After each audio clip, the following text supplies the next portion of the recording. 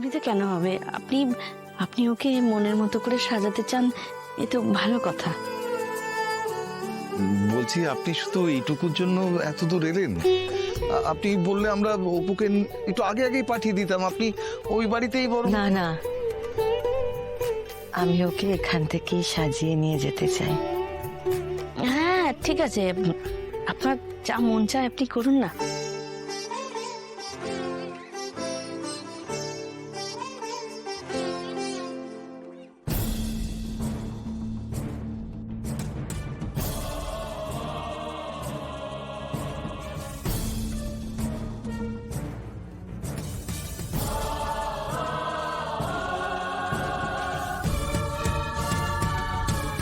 এই সব শাড়ি গয়না আপনি আমার জন্য নিয়ে এসেছেন কেন? অপর্ণা, নাও, আজকে তুমি এই শাড়িটা পরো। তুমি শাড়িটা পরে এসো, আমি নিজে হাতে তোমাকে গয়না পরিয়ে দেব।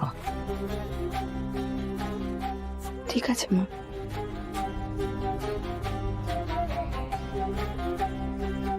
উনি কাজ আছে বলে কোথায় বেরিয়ে গেলেন? বাড়িতে নেই। উনি তো কখনোই আমাকে কিছু বলে যান না, মানে সেটা তো খুব স্বাভাবিক ব্যাপার, কিন্তু আপনাকে আজকের দিনে বলে যাওয়াটা উচিত ছিল না।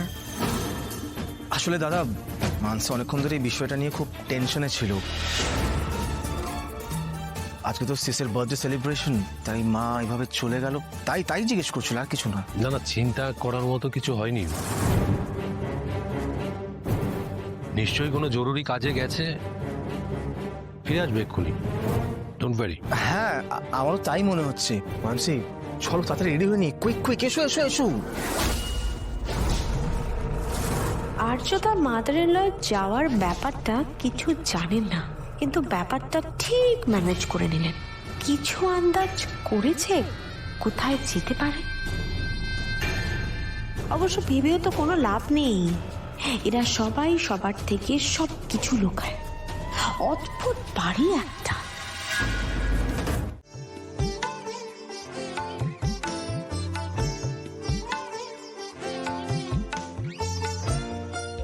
মা, কিছু হয়েছে? না না, কই কিছু হয়নি তো। আপনি ঠিক আছেন? হ্যাঁ ঠিক আছে। দেখি,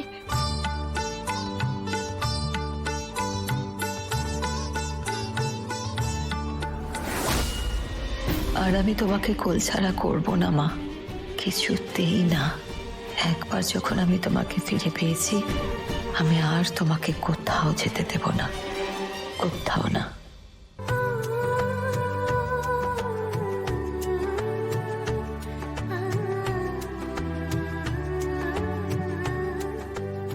মা আমাকে এড়িয়ে গেলেন, কিন্তু কিছু একটা ব্যাপার আছে যেটা নিয়ে উনি চিন্তিত, আমি বুঝতে পারছি। কিন্তু এইসব কিছু ওকে আমি বুঝতে দেব না, কোনোভাবেই যেন জানতে না পারে।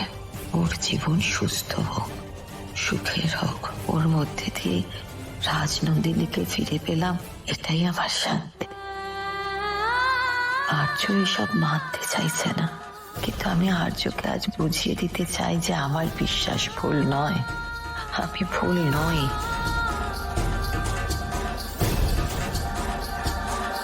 সবই তো ঠিক আছে, তাও কেন আমার মনটা এরকম করছে ঠাকুর? মনে হচ্ছে কিছু একটা, কেন কিছু বুঝতে পারছি না।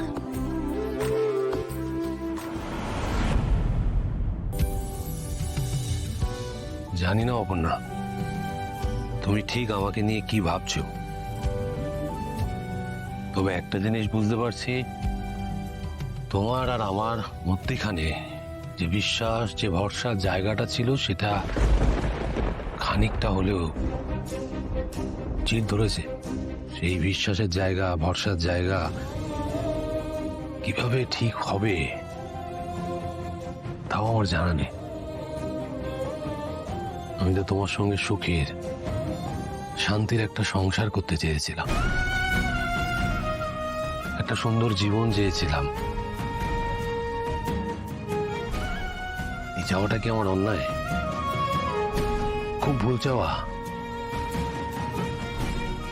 আমার কপালে কি সুখ বলে জিনিসটাই লেখা নেই?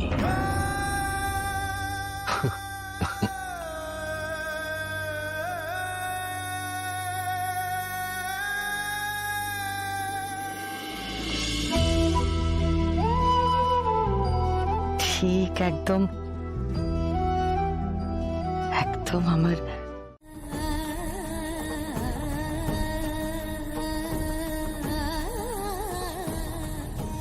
তোমাকে যেমন করে তোমার জন্মদিনের দিন আমি এইভাবে সাজিয়ে দিতাম, ঠিক তেমন করেই সাজিয়ে দিয়েছি মা।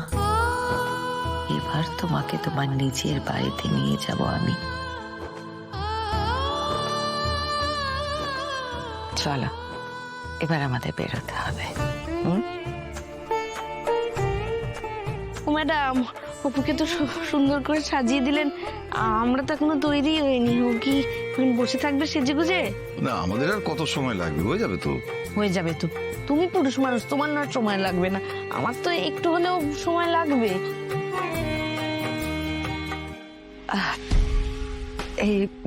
এই দেখুন, আর্য ফোন করেছিল, শুনতেই পাইনি, ফোনটা সাইলেন্ট ছিল।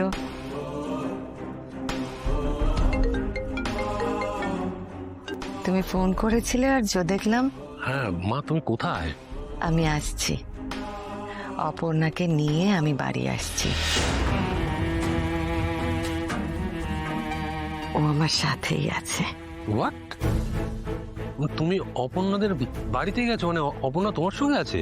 হ্যাঁ আর্য, তোমার জন্যে একটা সারপ্রাইজ আছে।